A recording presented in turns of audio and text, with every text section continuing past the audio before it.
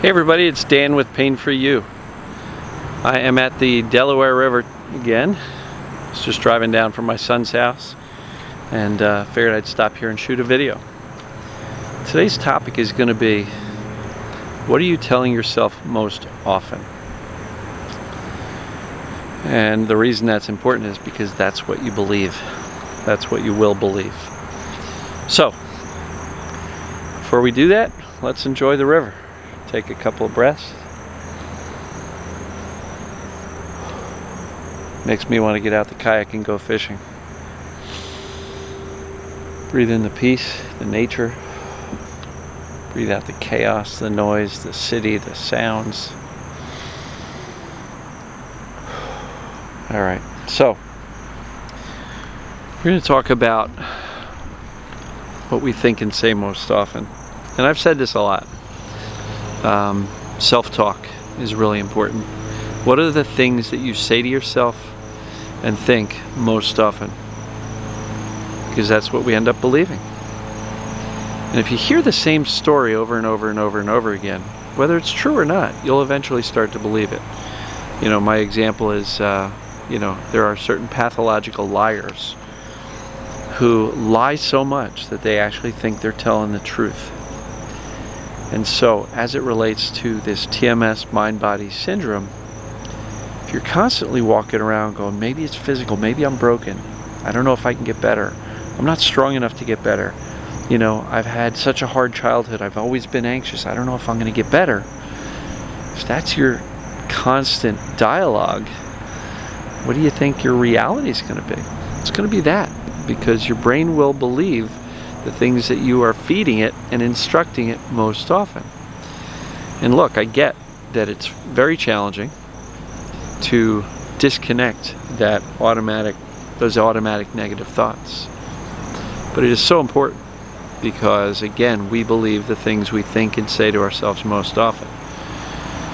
And so, if you are constantly replaying the horrible diagnosis and prognosis that you've gotten from the doctors, if you are constantly replaying this medical label that somebody's given you, some person who thinks they know what they're talking about because they've got a fancy degree, are you hanging on to that? You know, one of the ladies I interacted with said, I'm not going to get better because Dr. Sarno said I should probably have therapy and I can't afford it, so I'm not going to get better. And she's been hanging on to this since she probably saw him 15 years ago. And so the stories we tell ourselves can either be so empowering, uplifting, and powerful, or they can really hold us back and keep us stuck and keep us believing that we're broken and we can't get better.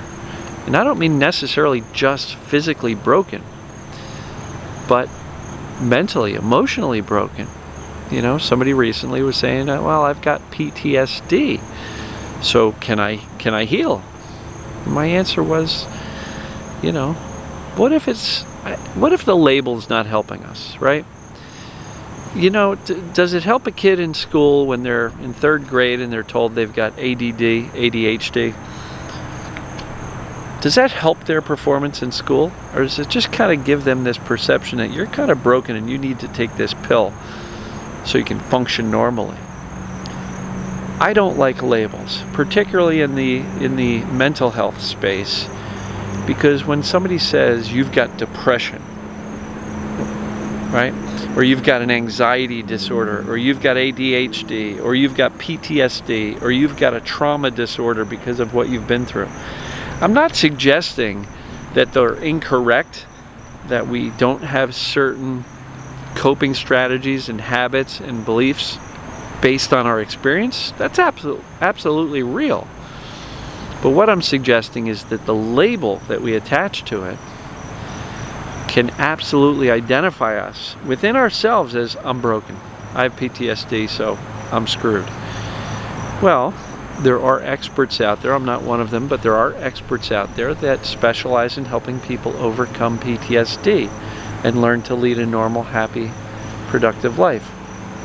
There are people who deal with depression, people who deal with anxiety. I'm not a mental health expert, never claimed to be.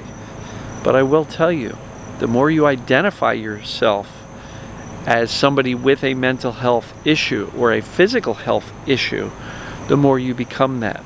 So if you think you are broken mentally because you've gotten some label from a psychiatrist, psychologist somewhere that says you've got depression and anxiety disorder and you need medication because it's a brain imbalance, I'm here to tell you that type of acceptance of that label and that diagnosis can absolutely hold you back. And so I believe that most people can overcome virtually anything. And the brain is such an incredibly powerful computer that's capable of being rewritten. The software in it can be rewritten. So if you think you're broken, it's going to perform as if you're broken. If you think you're actually recovering and you think you're actually learning to be less anxious and less depressed, and you're learning not to spend all of your day stuck in the story mode of why you're so anxious and why you're so depressed because of your awful childhood and revisiting your traumas every single day, 85 times a day, you can change those habits. They're just habits. That's where we are familiar spending our days and our time, but that doesn't make it helpful, right? So what if you just started to change your script a little bit, right? I've talked about that. Rewrite the script. Instead of saying I've got an anxiety disorder, or I've got depression, or I've got PTSD, or I've got a mental illness, how about you start looking at it like, wow, I'm a survivor. Look at all the crap I've been through and I'm still here, I'm still fighting, I'm still seeking to improve myself and improve my life. Doesn't that sound a heck of a lot more appealing and uplifting than I'm screwed because I've got X, Y, and Z label from the medical health professionals, right? The brain believes what we think and say most often. So what are the things that you think and say about yourself? Physically, with this TMS and the pain or the symptoms? Or mentally, emotionally, do you think you're not going to be able to get better with this because it's a little bit more of a mind-body emotional process? And look, I'm seeing and hearing more and more and more that we don't have to do this deep emotional dive on our past traumas to get well, right? Somebody asked that question in Alan Gordon's group, and he said many of his patients, and he's a psychologist, so he has patients. I have clients and viewers and audience members. But he said many of his patients get well without any of the emotional work, the emotional discovery, the emotional review of their past traumas.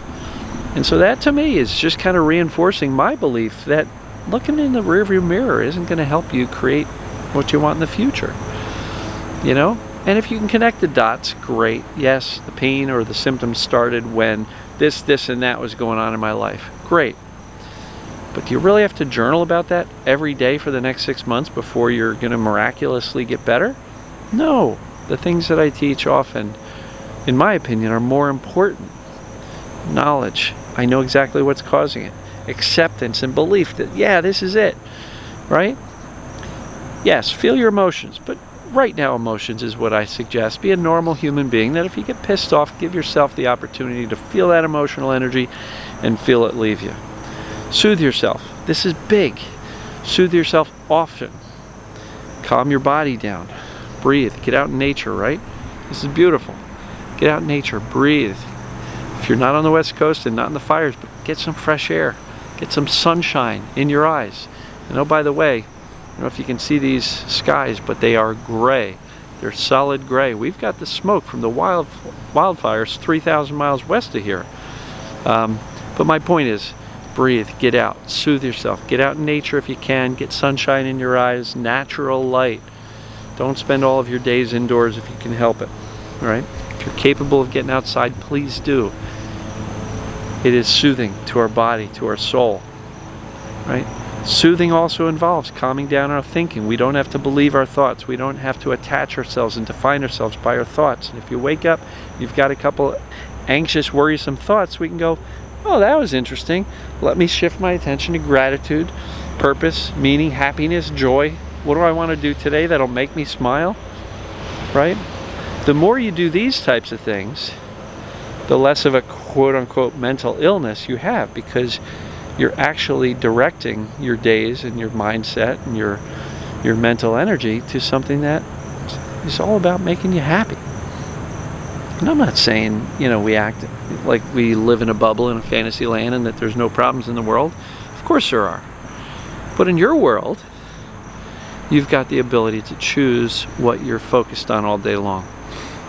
And if we focus on everything that's wrong with us and keep saying to ourselves, I'm broken, I've got this or this or this, and I can't get better because of that, I've always been this way. Don't be surprised when 20 years goes by and you're still feeling that way about yourself.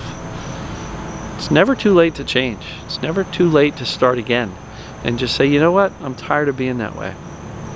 I really want to embrace what I'm capable of, and I'm going to start thinking and saying the things that will support me and lift me up instead of the things that will hold me down. So I was rattling a little bit as to what gets us better.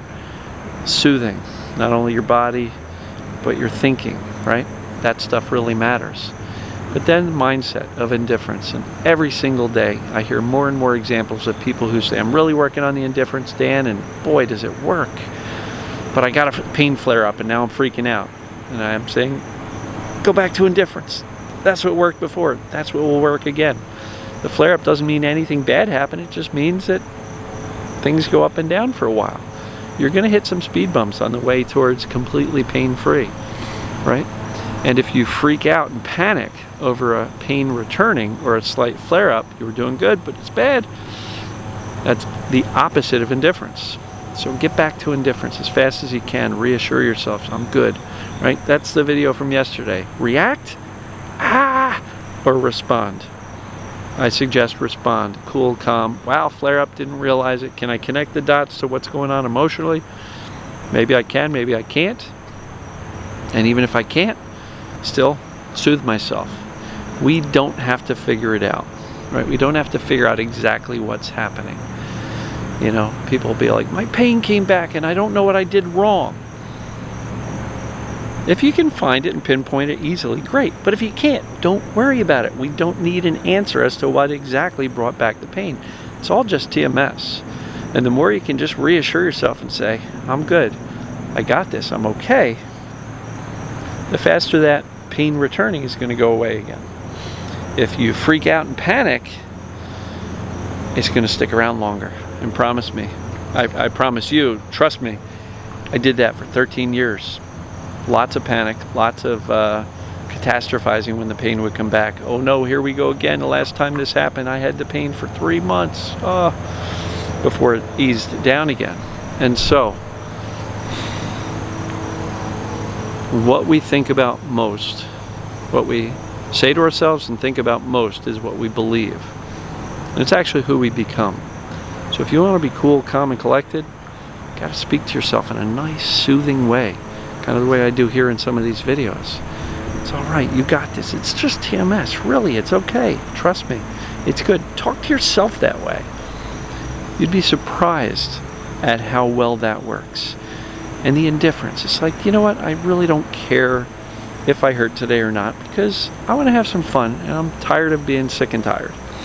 And I'm tired of hurting and making that my focus all day long and really just like gnashing my teeth all day long. So, what are you saying to yourself all day long? What are you thinking to yourself all day long? Is it thoughts that support the idea that you're broken and you're screwed? Or is it thoughts that say, you know what, I'm all right. I'm not perfect. There is no such thing as perfect, but I'm all right. And I can do this. It matters. So please, take this upon yourself and say, anytime I notice myself beating myself up or telling myself I'm broken and I can't do something, change the script, rewrite it. If you need to, write it out on a piece of paper as to what you really want to remind yourself. So, what do you guys think? Is this helpful? Useful? Please comment below. Share this video. Subscribe on YouTube. If you're not a member of the private group on Facebook, please join it. I guess that's it. So let me know what you think. Comment below. Give you another nice view of the river.